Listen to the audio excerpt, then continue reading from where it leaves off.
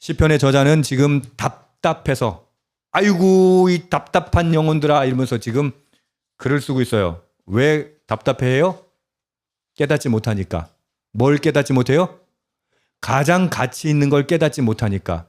사람이요, 존귀한 건 맞지만 진리를 깨닫지 못하면 멸망하는 짐승이에요. 그래서 시편 기자는 세상 모든 사람들아 들어라 이렇게 얘기합니다. 1절에 보면 뭇백성들아 이를 들으라, 세상의 거민들아 모두 귀를 기울이라. 답답해가지고 제발 좀 귀를 기울여. 심지어 뭐라고 얘기합니까? 2절에 빈부 귀천 빈부를 막론하고 다 들을지어다. 당신이 높든지 낮든지 부자든지 가난하든지 제발 내 말 좀 들어봐 라고 지금 말하고 있습니다. 자, 이제부터 내 입은 지혜를 말하겠고 내 마음의 명철을 작은 소리로 읊조리라. 지금 진리를 말할 거예요. 가장 중요한 걸 말할 겁니다. 그러니까 제발 들어라. 내가 비유에 내 귀를 기울이고 수금으로 나의 오묘한 말을 풀리로다. 비유라는 건 뭡니까? 하나님의 말씀. 그 말씀에 귀를 기울인 사람이 지혜를 깨닫게 되고 그 지혜를 수금으로 오묘한 말을 푼다는 말은 노래한다는 거예요. 근데 그렇게 노래하면 듣는 사람은 어떻게 듣는다? 그냥 그냥 하는 소리지. 오늘 설교도 마찬가지예요. 가만히 하고 듣고 있다가 그래 목사님 원래 저렇게 얘기해. 지금 시편 기자는 가슴이 답답한 거예요. 고구마 먹은 것처럼. 왜? 그 진리를 깨달았거든요. 5절 보시면요. 5절에 이 시편 기자의 상황이 등장합니다. 함께 읽읍시다. 시작. 죄악이 나를 따라다니며 나를 에워싸는 환난의 날을 내가 어찌 두려워하랴. 요건 좀 어려워요. 다른 건 다 쉬운데 이 말은 죄악이 나를 따라다니며 라는 말은 죄인들이 나를 득달같이 따라다니며 나를 에워싸서 나를 괴롭히는 거예요. 근데 시편 기자는 뭐라고 얘기해요? 그런 죄인들이 나를 그렇게 둘러싸서 득달같이 괴롭혀도 나는 괴로워한다 안 한다? 두려워한다 안 한다? 안 한다. 이게 어순이 좀 바뀌어가지고 헷갈리기 때문에 특별히 설명드리는 거예요. 왜 이 이야기를 하느냐? 이 사람의 상황이 정황이 뒤에 나옵니다. 6절 보십시오. 자기의 재물을 의지하고 부유함을 자랑하는 자. 고대 사회에서 그 당시에 사람을 괴롭히는 사람이 가난한 사람일까 부자일까? 부자들이 가난한 사람들을 괴롭혔어요. 사실 부자가 된다는 말은 뭐예요? 가난한 사람들의 재산을 착취하는 구조가 있었기 때문이에요. 그래서 부를 얻죠. 여러분 우리 대항해 시대 때 영국이나 스페인이 엄청난 부를 쌓죠. 그 부가 어디서 와요? 식민지들에서 오잖아요. 여러분 부를 쌓는다는 말은 누군가에게서 가져온다는 거예요. 그러니까 이 죄악이 나를 따라다니며 나를 에워싸는 환난의 날을 내가 어찌 두려워하랴라고 하는 이 시편 저자의 이야기는 뭐다? 나를 괴롭히는 사람들이 어떤 사람들이었다? 부자들이었다. 그 사람들은 어떻게 해요? 자기의 재물을 의지하고 부유함을 자랑하는 자였다. 보세요. 이런 질문을 해봅시다. 여러분 돈과 재물이 우리를 구원할 수 있습니까? 여러분 아시죠? 없다는 거 알아요? 근데 이게 언제 질문이에요? 시편 기자의 글은 3000년 전에 쓰여졌어요. 3000년 전에도 이 질문이 있었지만 그러면 3000년이 지난 오늘 이 질문의 답이 나왔습니까? 안 나왔어요. 아직까지도 우리는 그 답을 얻지 못했어요. 실리콘밸리의 부자들은 지금 뭐 하고 있어요? 영생하려고 자기가 갖고 있는 부를 어마어마한 부를 투자해서 살 길을 찾고 있어요. 근데 아직까지 성공했어요? 못했어요? 못했어요. 그런데 여러분들 이렇게 생각해요. 언젠간 성공하겠지. 여러분 결코 성공할 수 없는 일이에요. 그건 진시황도 그랬죠. 그죠? 똑같아요. 레이 커즈와일 같은 미래학자는 어떻게 한다? 2035년이 되면 그분이 벌써 수십 년 전에 쓴 책에 특이점이 올 거다. 어떤 특이점? 인간이 더 이상 죽지 않는 특이점이 언제 온다? 2035년에 온대. 그러니까 여러분 조금만 더 기다리세요. 그때까지만 살아있으면 영원히 살 수 있습니다. 근데 그런 날 온다 안 온다? 맨 처음에 레이 커즈와일이 그 이야기를 할 때는 사람들이 믿었어요. 왜? 하도 오래된 미래니까. 오래 있을 미래니까. 근데 지금 와가지고 뭐라고 그래요? 그게 가능성이 별로 없어 보인다. 사람들은 부로, 자기 돈으로 영원히 살 수 있을 거라고 생각해요. 그리고 그 부를 가지고, 권력을 가지고 연약한 사람들, 약한 사람들을 지배하고 압제해요. 그래서 자기 부를 더 과시하는 거죠. 자, 제가 뻔한 얘기 맨날 해서 죄송한데 여러분 명품백 다 갖고 싶죠? 그죠? 남자들은 좋은 차, 비싼 차 타고 싶죠? 그거 왜 그럴까요? 명품백 있으면 기분이 왜 좋아질까요? 비싼 차, 남들 봤을 때 우와 할 만한 차 타고 다니면 왜 좋아질까요? 만약에 아무도 봐주는 사람 없으면 명품백 들고 다닐 이유가 있어요, 없어요? 없어요. 아무도 관심 없으면 그 비싼 차 타고 다닐 이유가 있어요, 없어요? 없어요. 여러분 그거 아세요? 지금 이 시대는요, 압제를 이런 식으로 압제당해요. 무슨 말이냐? 나는 소유할 수 없는 재물, 내가 소유할 수 없는 물건, 내가 가질 수 없는 것 가지고 그 사람들을 부러워하면서 우리는 압제당하고 살고 있습니다. 그런데 시편 기자는 이렇게 얘기하는 거예요. 그렇게 자신을 압제하는 악인들, 그들의 삶에 대해서 7절 이렇게 얘기합니다. 7절, 8절 함께 읽읍시다. 시작. 아무도 자기의 형제를 구원하지 못하며 그를 위한 속전을 하나님께 바치지도 못할 것은 그들의 생명을 속량하는 값이 너무 엄청나서 영원히 마련하지 못할 것임이니라. 세계에서 가장 부자가 있다고 합시다. 최고의 부자가 있다고 합시다. 그의 형제를, 그의 가족을 그 돈으로 살릴 수 있습니까?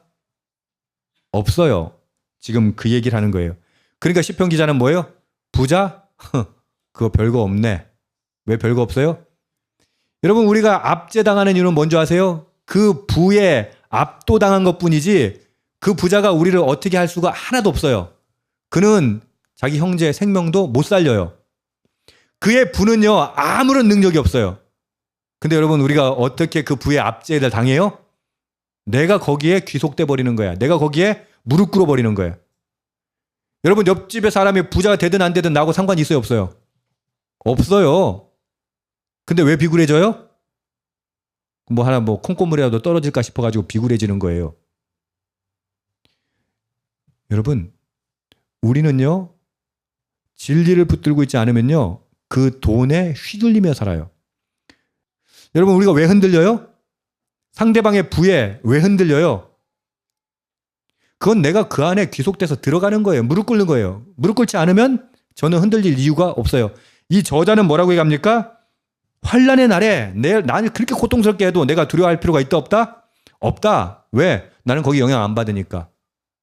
여러분 돈을 휘두르는 데 있어서 영향받지 않기를 축복합니다. 고게 되면 그 다음부터 진실이 보여요. 진리가 보여요. 진짜 길이 보이는 거예요. 9절 보면 그가 영원히 살아서 죽음을 보지 않을 것인가? 이렇게 얘기해요. 그래 돈 그렇게 많은데 그럼 영원히 살겠다. 저는 그런 생각해요. 부자들은 죽을 때 억울하겠다. 왜 억울해? 다 같은 마음이었구나. 부자들은 억울하겠다. 왜? 이거 다 써보지도 못하고. 그죠? 지금 뭐라고 얘기합니까? 살아서 죽음을 보지 않을 것인가? 야, 너 죽음 보지 않을 것 같아? 여러분 10절 11절 함께 읽읍시다. 시작.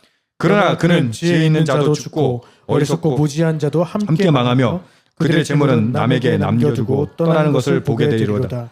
그러나 그들의 속 생각에 그들의 집은 영원히 있고 그들의 거처는 대대에 이르리라 하여 그들의 토지를 자기 이름으로 부르도다. 나는 영원히 죽음을 보지 않을 거야 라고 생각한다는 걸 이렇게 얘기합니다. 그렇게 생각하지만 10절 읽은 것처럼 그러나 누가 죽어요? 지혜 있는 자도 죽고 또 어리석고 무지한 자도 망하고 그들은 재물을 남에게 남겨두고 떠나는 것을 보게 되리로다. 여러분 우리 눈으로 봐요. 뻔히 부자도 죽어요. 가난한 자도 죽고 지혜자도 죽고 어리석은 자도 죽어요. 그걸 이 사람이 보게 되리로다 돼 있어요. 거기 줄여놓으세요. 보게 되리로다. 여러분 모르는 거 아니라니까요. 우리도 다 알아요. 죽는다는 거. 부자라도 죽는다는 거 다 알아요. 근데 그거 아세요? 11절 보면요. 속 생각에 그들의 집은 영원히 있고 그래 그건 남의 일이지. 나는 어떻다? 나는 집이 영원히 있고 거처는 대대 이르리라. 그래가지고 뭐 어떻게 한다? 토지를 자기 이름으로 부르도다. 건물 하나 탁 지어가지고 빌딩 이름을 자기 이름 짓는 사람들 많거든요. 우리나라는 이제 이름으로 안 짓고죠. 호. 자기 호를 탁 붙여가지고 무슨 빌딩. 그렇게 하는 거예요. 땅을 가지고 요즘에는 저기 집 지어가지고 뭐 시호제 뭐 이러면서 이름을 이렇게 짓는 사람들이 많더라고. 그거 뭐 나쁘다는 얘기 하는 거 아니에요? 그냥 그 이름을 탁 부여하고 땅에다가 이름을 탁 부여하고 쉽게 말해서 등기하고. 그러니까 남들 죽는 거 알아. 부자 죽는 것도 알고 다 알아. 근데 나는 안 그럴 것 같거든. 여러분 아닌 것 같죠? 제가 이렇게 얘기하면 난 그렇게 생각 안 하는데 아니에요. 여러분 그거 진짜 안 그럴 것 같거든 생각 안 한다면 여러분 왜 그렇게 돈을 아등바등 모으려고 그래요? 왜 이렇게 돈을 그렇게 부들부들 떨어가면서 모으려고 쌓으려고 그래요? 내 거는 사라지지 않을 것 같거든요. 그러다 어떻게 예수님께서 말씀하시는 것처럼 부자가 자, 내 영혼아 먹고 마시자 할 때 주님 뭐라고 하신다고요? 오늘 밤에 내가 내 영혼을 걷어가면 그분은 어디 있겠느냐? 오늘 여기 말씀에는 뭐라고 낸다고요? 남겨두고 떠나가는 것을 봤는데 이제 그 일이 누구의 일이 될 거다? 내 일이 될 것이다 라고 말하는 겁니다. 12절 너무 중요합니다. 함께 읽읍시다. 시작. 사람은 존귀하나 장구하지 못하며 멸망하는 짐승 같도다. 사람은 존귀합니다. 그러나 장구하지 못해요. 예전에 영화 제목 있었죠. 천장지구. 그죠? 장구하다는 말은 뭐예요? 오래된 거예요. 영원한 거. 사람은 존귀하지만 영원하지 못해요. 죽음을 볼 수밖에 없어요. 결국은 죽게 되는 짐승하고 똑같다는 거예요. 그러면 사람이 짐승이 안 되는 방법은 뭐예요? 영원히 사는 게 진짜 사람이에요. 근데 영원한 삶을 꿈꾸고 있냐 이 말이에요. 성경은 그렇게 얘기하고 있는 거예요. 여러분은 영원한 삶을 꿈꾸고 있습니까? 아니면 이 땅에서 결국 죽을 건데 그렇게 아등바등 살아가고 있습니까? 13절 이것이 바로 어리석은 자들의 길이며 그들의 말을 기뻐하는 자들의 종말이로다. 어떤 길? 어리석은 자의 길이에요. 어리석은 자의 길. 여러분 어리석은 자의 길을 가고 있어요? 지혜자의 길을 걷고 있습니까? 생각해 보세요. 14절을 보면 그들은 양같이 수월에 두기로 작정되었으니 사망이 그들의 목자일 것이라. 보통 목자 그러면 좋은 비유잖아요. 근데 여기서 뭐라고 얘기해요? 그들은 어리석은 양이고 누가 목자라고? 사망이 이끈 대로. 그래서 우리는요 사망이 이끈 대로 지금 살아가고 있어요. 여러분 지금 진리를 깨닫지 못하고 또 내일 출근해서 살아가면요 우리는 수월의 죽음에 빠질 어리석은 양이 되는 거예요. 우리는 뭐가 끌고 가는 거예요? 사망이 이끌어가는 대로 따라가고 있어요. 좀 더 먹고 좀 더 좋은 거 입고 좀 더 쌓고 좀 더 누리자 그러면서 살아가는 건 뭐라고요? 결국 좀 더 누리다가 어떻게 된다? 결국은 죽는 거예요. 그렇게 사망이 목자일 것이라. 결국 여러분 그 불의한 자들 그 재산이 다 누구에게 돌아가요? 정직한 자. 이런 설교하면요. 아유 또 저 도덕적인 설교한다. 여러분 예수님도 산상수훈에서 뭐라고 하셨어요? 여러분 의에 줄이고 목마른 자에게 복이 있는 거예요. 의인에게 복이 있어요. 정직한 자에게 복이 있어요. 에이그 목사님 애들 정직하게 살게 하면 안 돼요. 왜? 이 땅에서 망해요. 속아요. 뒤집어져요. 여러분 제가 오래전에 통계 말씀드린 적이 있었는데요. 어렸을 때 정직한 애들이 나중에 사회적으로 성공한다는 통계가 이미 오래전에 나와 있어요. 근데 우리는 애들한테 뭐 가르친 줄 알아요? 정직하면 안 돼. 뭐 해야 돼? 눈치 잘 보고 분위기 파악 잘하고 처세 잘해야 돼. 그렇게 가르쳐요. 아니요. 성경은 뭐라고 얘기해요?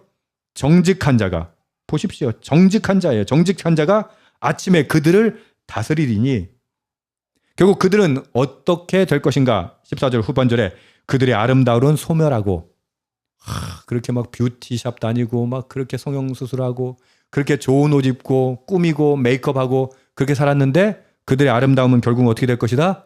소멸될 것이다. 결국 그들의 거처는 어디가 될 것이다? 수월이 될 것이다 라고 하는 거예요. 죽음이. 수월은 하나님과 관계가 없는 곳이 수월이에요. 하나님과의 관계가 없는 곳. 여러분 결국은 시편의 저자는 뭘 얘기하고 하는 거예요? 지혜는 뭐예요? 하나님과 함께하는 거예요. 하나님과 멀어져서는 안 된다는 거예요. 근데 세상은 뭐라고 얘기합니까? 세상의 방식대로 세상의 법칙대로 살아야 살 수 있다, 성공할 수 있다 얘기하거든요. 여러분 뭐가 성공이에요? 도대체 뭐가 성공이냔 말이에요. 우리가 생각하는 성공은요, 어쩌면 허상이에요. 전혀 의미가 없는 성공이에요. 그런데도 그것을 따라가려고 하는 것이죠. 자, 부자들이 사람의 생명을 구할 수 있다고 했어요? 없다고 했어요? 없다고 했어요. 아무리 돈이 많아도. 그럼 이렇게 생각해 볼까요? 세상의 모든 부를 다 모으면 한 사람의 생명 구할 수 있을까 없을까? 알잖아요. 없어요. 그런데 15절은 이렇게 얘기합니다. 함께 읽읍시다. 시작. 그러나 하나님은 나를 영접하시리니 그러므로 내 영혼을 소울의 권세에서 건져내시리로다. 아까 이야기할 때 7절에 아무도 자기의 형제를 구원하지 못하며 그를 위한 속전을 하나님께 바치지도 못할 것이다. 8절에는 그 생명을 속량하는 값이 너무 엄청나서 영원히 마련하지 못할 거다 그랬어요. 근데 방금 읽었던 15절은 뭐라고 합니까? 하나님은 나를 영접하실 것이다. 할렐루야. 그러므로 내 영혼을 소울에서 건져내실 것이다. 아멘. 이게 복음이에요. 여러분, 헛된 거에 투자하지 마세요. 여러분 뭐 얼마나 모으겠어요, 인생에. 1조 가지고도 생명 구해요? 못 구해요? 못 구해요. 그럼 100조는? 경은? 세상의 모든 부 다 구해도 생명 못 구해요. 근데 지금 여러분 어디에다 투자하고 있어요? 영생에 투자하고 있어요? 돈에 투자하고 있어요? 재물에 투자하고 있어요? 어때요? 우리 인생에 계속 거기에 투자하고 있잖아요. 그래놓고 뭐라고 생각한다고?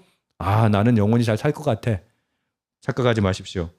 하나님의 우리를 영접하셔야 돼요. 하나님이 우리를 구원하셔야 돼요. 아까는 나는 두려워하지 않아 이렇게 얘기했거든요. 어찌 두려워하랴? 내가 어찌 두려워하랴? 라고 5절에 말했어요. 이번에는 사람들에게 이야기합니다. 자, 16절 함께 읽으십시오. 시작. 사람이 치부하여 그의 집에 영광이 더할 때에 너는 두려워하지 말지어다. 아멘. 너는 두려워하지 말지어다. 이 말이 좀 약간 어렵죠. 사람이 치부하여 부자가 돼가지고 막 화려하게 살아. 그럴 때 너는 두려워하지 말라. 아니, 옆집 사람이 그러는데 왜 두려워하느냐? 자, 몇몇은 여기 주식 투자하고 있죠. 지금 코스피가 5천이 넘었어요. 그죠? 코스닥도 1,000이 훨씬 넘었어요. 근데 안 들어갔어. 그 무슨 생각 들어? 이제라도 들어가야 되나? 그게 무슨 말이에요? 불안한 거예요. 옆에 사람이 부자 되면요, 멀리 있는 사람 부자 되면 안 불안해요. 근데 옆에 사람이 부자 되면 어떻게 해요? 야, 이거 내가 가만히 있으면 안 되는 거 아니야? 비트코인 투자해야 되는 거 아니야? 비트코인 8만 달러대로 떨어졌어요. 여러분, 이게 막 오르락 내리락 하면 어떻게 해요? 내가 들어갔어야 되는데. 아니, 남들 다 한다는데. 불안해요, 안 불안해요? 두려워하지 말라는 게 바로 그러니까 사람, 옆에 사람 돈 벌고 어쩌고 하는 것 때문에 맨날 불안한 거야. 내 친구가 뭐 이번에 집을 옮겼다는데 그럼 어떻게 해? 또 막 신랑한테 야, 내 친구는 야, 지금 이거 아파트 평수가 넓어졌다는데 막 닥달하고. 왜 그러고 사냐는 거예요. 그거 가지고 아무것도 살 수 없어요. 집이요? 아까 말했죠. 등기했어. 근데 그게 영원히 자기 거예요? 아니라니까요. 그러니까 지금 시인은 뭐라고 얘기하는 거예요? 답답해 죽겠다는 거예요. 답답해 죽겠다. 아, 이 바보들아. 왜 그러고 살아? 지금 그 얘기하는 거예요. 너희는 두려워하지 마. 쫄지 마. 아이, 조급해하지도 마. 왜냐면 그게 참된 가치가 아니기 때문에. 그러면서 10절 이렇게 얘기해요. 그가 죽음에 가져가는 것이 없고, 그래, 주식이 올랐어. 땅값이 올랐어. 부동산이 오르고 다 올라서 이 사람의 자산 가치가 3배, 4배 뛰었어. 죽으면 가져가죠. 여러분, 수의에 주머니 있어요, 없어요? 아, 모르는구나. 수의에 주머니 없어요. 그거 달아나서 뭐하게? 수의에 주머니 없어요. 지금 그 얘기하는 거예요. 죽음에 가져가는 자가 없고 그의 영광이 그를 따라 내려가지도 못해요. 근데 왜 거기 그렇게 하냐고. 아까 그 얘기잖아요.